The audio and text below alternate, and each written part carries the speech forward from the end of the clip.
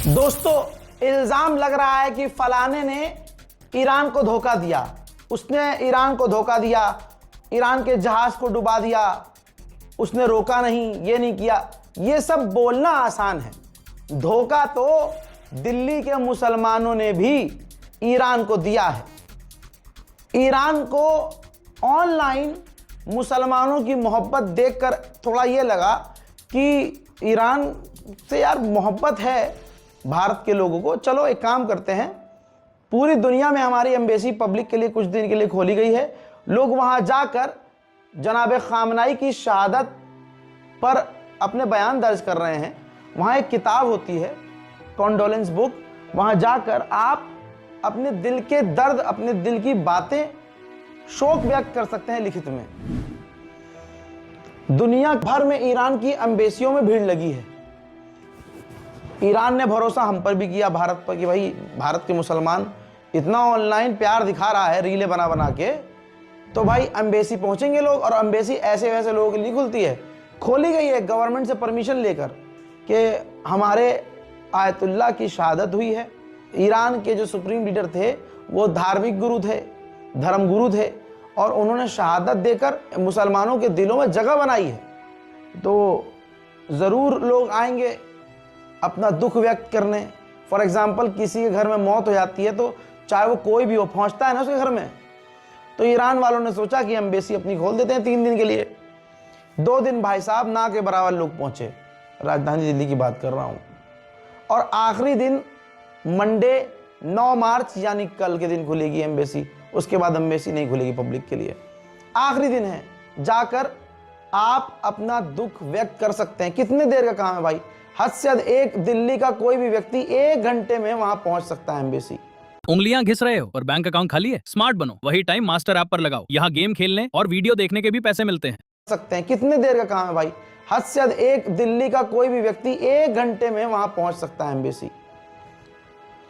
सिर्फ comment section में मस्जिद में नमाज होने के बाद 4 लोगों को ग्रुप में खड़ा करके ऑनलाइन या ऐसे बोलना आसान है। जब ग्राउंड की बात आती है ना कि ज़मीनी अमल करके करना है कुछ, तो भाई साहब ज़ीरो है मुसलमान।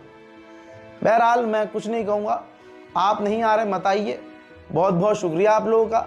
लेकिन मैं खुद मोहम्मद रज़ा कल दोपहर 1 बजे ईरान एम्बेसी, नई दिल्ली, राजधानी दिल्ली। मुझे पता है मुझे वहाँ पहुँचना बहुत मुश्किल है, किसी दूसरे स्टेट से जुगाड़ पानी करके कैसे कैसे काम भी मैनेज करना है, लेकिन मैं पहुँचूँगा। आप अगर आना चाहें, ज़मीर कर दे आपसे, और आपको लगे कि हाँ आपको आयतुल्लाह सैयद अली खामनाई से मोहब्बत है, तो आप पहुँच जाइएगा। वरना ऑनलाइन तो आप मुसलमान दुख व्यक्त कर रहे हैं, रील बना रहे हैं, पोस्ट कर रहे हैं, बहुत बढ़िया। ऑनलाइन ही सब कुछ होता है भाई। Well done.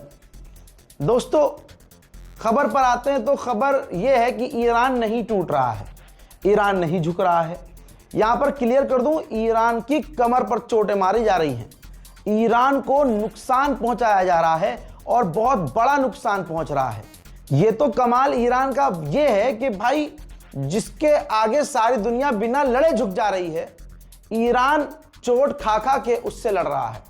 यह ईरान का कमाल। ईरान का तेल खराब कर दिया, ईरान के वाटर सप्लाई को उड़ा दिया, और ईरान के सिविलियंस एरिया को, बिल्डिंग्स को, हॉस्पिटल को, इंफ्रास्ट्रक्चर्स को उड़ाया जा रहा है इजराइल। लेकिन अभी भी ईरान लड़ रहा है, घायल है, चोट पहुंच रही है, लेकिन लड़ रहा है। अब मामला क्या है? आप ईरान की ताकत इतनी देख लीजिए कि मिडिल ईस्ट में ये तस्वीर देखिए, जो रडार तबाह हुआ है, ये खुद अखबारों में छपा है। अमेरिका का जो मिडिल ईस्ट में रडार तबाह हुआ है, उसकी रेंज 5000 किलोमीटर थी। 5000 किलोमीटर दूर से किसी भी दुश्मन के इनकमिंग मिसाइल और ड्रोन्स को ट्रैक कर लेता था। ये किसी भी आने वाले दुश्मन के हथियार को ट्रैक कर लेता था। अब ईरान ने डायरेक्ट हिट किया है इसे, जिसके बाद ये पूरी तरह से काम नहीं कर पा रहा है। दिक्कत ये हो रही है कि जब मिसाइल और ड्रोन बहुत करीब आ जाते हैं, तब ये ट्रैक कर पाता है। $1 बिलियन का ये रडार था, और इसको सिर्फ ठीक करके या नया लगाने में कम से कम 1 से 2 साल लगेंगे। तो आप ये देखिए कि सुपर पावर को मुंह तोड़ जवाब ईरान दे रहा है, वरना झुकने वाले तो 2 कॉल पर ट्रंप की झुक जाते हैं। इजराइल का अखबार है हारेट्ज, भाई उसने एक तरह से हार मान ली है इजराइल की। ये देखिए हारेट्ज ने लिख दिया है कि अभी तक तमाम कोशिशें करने के बाद ईरान के लोगों को हम सड़कों पर नहीं ला पाए हैं। वही कोशिश है अमेरिका और इजराइल की, खासकर मूसाद की। CIA और मूसाद का मेन रोल यही रह गया है, दूसरे देशों में सरकार गिराना। अब हारेट्ज ने लिख दिया है कि हमने तमाम कोशिश कर ली है, ईरान के लोग गवर्नमेंट के खिलाफ सड़क पर आ ही नहीं रहे हैं, बल्कि हो ये रहा है कि ईरान के सपोर्ट में लोग सड़कों पर आ रहे हैं, और जो ईरान के खिलाफ थे भी लोग, वो पूरी तरह से ईरानियन गवर्नमेंट के साथ हो गए हैं। ये जो कुछ बुढ़े लड़ रहे हैं और वर्ल्ड वॉर शुरू कर रहे हैं, अपने गुनाह छुपाने के लिए कर रहे हैं, और उनके गुनाह छुप भी रहे हैं। भाई अल जजीरा की ही रिपोर्ट ने छाप दिया है कि एनालिसिस बता रहे हैं, एक्सपर्ट ने बताया है, और ये भापा भी और नापा भी गया कि इस जंग की वजह से, ईरान और इजराइल और अमेरिका की जंग की वजह से दुनिया का ध्यान एप्स्टीन फाइल पर से कम हुआ है। सबको पता है कि एप्स्टीन फाइल में सबसे ज्यादा नाम डोनाल्ड ट्रंप का आया है, उसकी वीडियोस आ चुकी हैं, छोटी छोटी बच्चियों के साथ वो क्या कर रहा है। सोचिए, जो छोटी बच्चियों का मोलेस्टर हो और उनकी इज्जत लूटने वाला हो। कहा यह जाता है कि ये छोटी छोटी बच्चियों को, मतलब ये गोश्त तक खाते थे, जिंदा, मतलब मार के खा जाते थे, हैवान थे ये, जिंदा, और खुद को ताजा और जवान दिखाने के लिए ये सब अल्लाह तौबा पता नहीं क्या करते थे उस एप्स्टीन आइलैंड पर। ठीक, डोनाल्ड ट्रंप का सबसे ज्यादा बार नाम आया, और हाल फिलहाल में और भी कई सारी फाइल रिलीज हुई, लेकिन डोनाल्ड ट्रंप ने युद्ध शुरू कर दिया और उसको पूरा फायदा हुआ। एप्स्टीन फाइल पर से अब दुनिया का ध्यान हट गया। वहीं मेरे दोस्तों, दूसरी तरफ ईरान ने एक और इजराइल का ड्रोन मार गिराया है, जहां अमेरिका ये कह रहा है कि ईरान लॉन्च नहीं कर पा रहा है। यहां तो ईरान पूरे ताकत से इजराइल के ड्रोन को मारकर भी गिरा रहा है। भाई अब तक अमेरिका, इजराइल, ईरान में 10,000 सिविलियंस बिल्डिंग्स को नुकसान पहुंचा चुका है ईरान में, और दूसरे इंटरनेशनल प्लेटफॉर्म पर अमेरिका, इजराइल कहते हैं कि ईरान सिविलियंस को निशाना बना रहा है। साइप्रस का अपडेट यह है कि साइप्रस में जो अमेरिका का बेस है, उस अमेरिकी बेस के आसपास जो आम लोग रहते थे, उनसे वो इलाका खाली करा लिया गया है। डर है कि आने वाले समय में ईरान साइप्रस को निशाना बनाएगा। अच्छा, ईरान के सुप्रीम लीडर चुनने पर अपडेट ये आया है, वहां की गवर्नमेंट ऑफिशियल ने कहा है कि हमने चुन लिया है कि हमें अगला सुप्रीम लीडर किसे बनाना है, फाइनल हो चुका है, बस ऐलान करना बाकी है।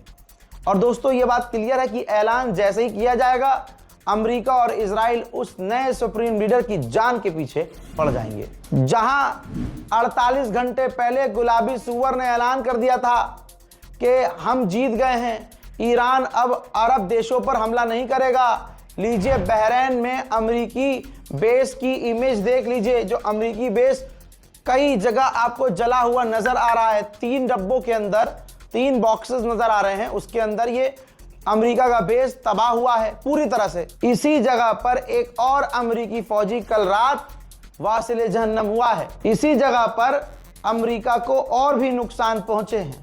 आप देख रहे हैं ना सैटेलाइट इमेज में, पूरी तरह से ये बेस तबाह नजर आ रहा है। वहीं इस इराकी ग्रुप ने वीडियो जारी किया है मिसाइलों का, और लॉन्च करते हुए कि हमने इजराइल के ठिकानों और अमेरिका के ठिकानों को निशाना बनाया है। कल रात ईरान ने दावा किया था कि हमने इजराइल के हाइफा पोर्ट को निशाना बनाया है।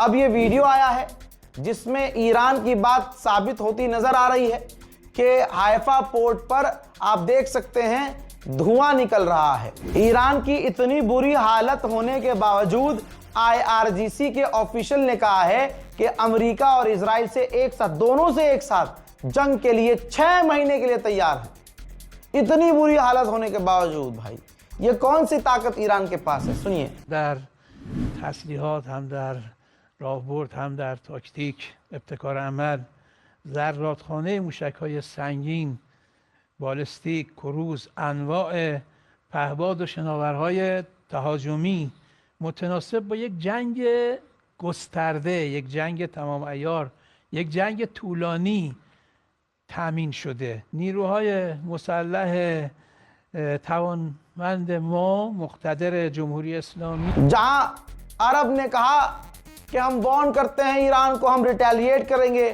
ट्रंप ने कहा कि ईरान ने सरेंडर कर दिया, अब वो अरबों पर हमला नहीं करेगा।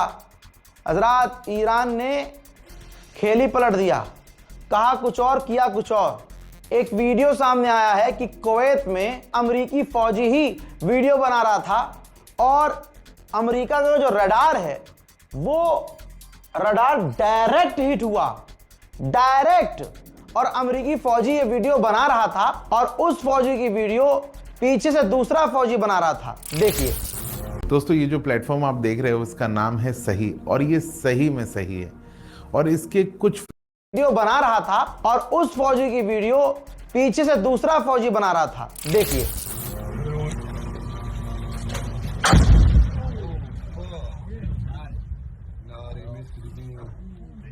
They hit the base of it. It knocked the lights out on that motherfucker. Still standing? Yeah.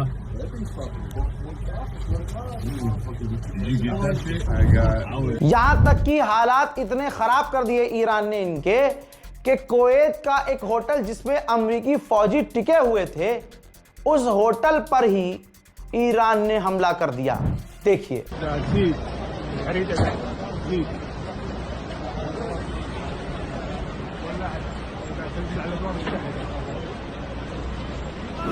हैं, देख लिया क्या कहा था ईरान ने?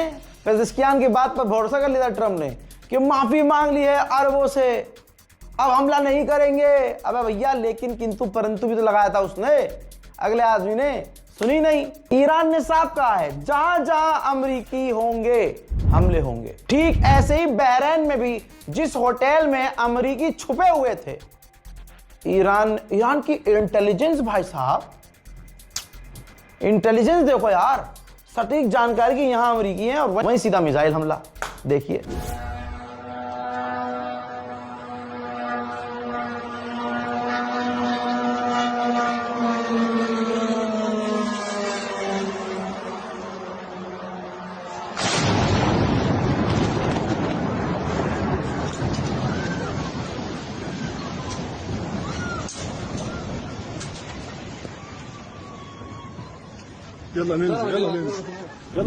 ईरान भाई साहब बहुत खतरनाक खेल रहा है, घायल शेर की तरह।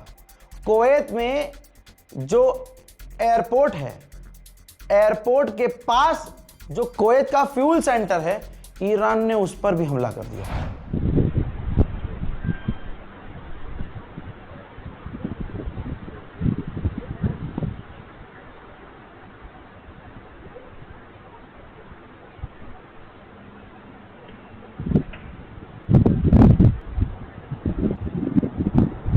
पार्लियामेंट स्पीकर, ईरान के पार्लियामेंट स्पीकर ने कहा है कि अभी तेल के दाम और बढ़ेंगे, अगर ऐसे ही जंग चलती रही हालात बहुत बुरे होंगे, कोई अपना तेल बेच नहीं पाएगा, चीजें बहुत बिगड़ेंगी और तेल के दाम बढ़ते रहेंगे। और ये सब कुछ इसलिए हुआ क्योंकि पीछे नेतन्याहू था। नेतन्याहू के कहने पर अमेरिका ने अटैक किया और आज दुनिया के सामने रिजल्ट है। हजरत मोहतरम, उधर नेतन्याहू को झटका इजराइल के राष्ट्रपति ने दिया।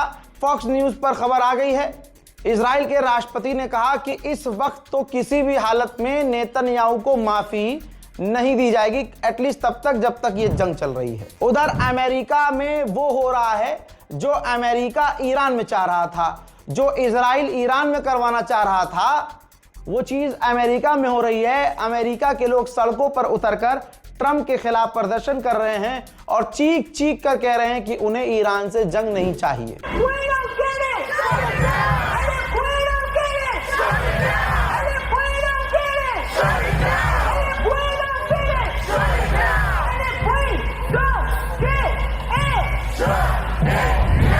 मोहतरम हज़रात, इस रिपोर्ट को शेयर कीजिएगा। कल इंशाअल्लाह मिलते हैं ईरान की एम्बेसी में। अगर आपका ज़मीर जिंदा है तो आइए, जो आ सकता है, दिल्ली के लोग तो कम से कम आ सकते हैं, और नहीं आ सकते तो भैया तुम पर सलाम। जय हिंद।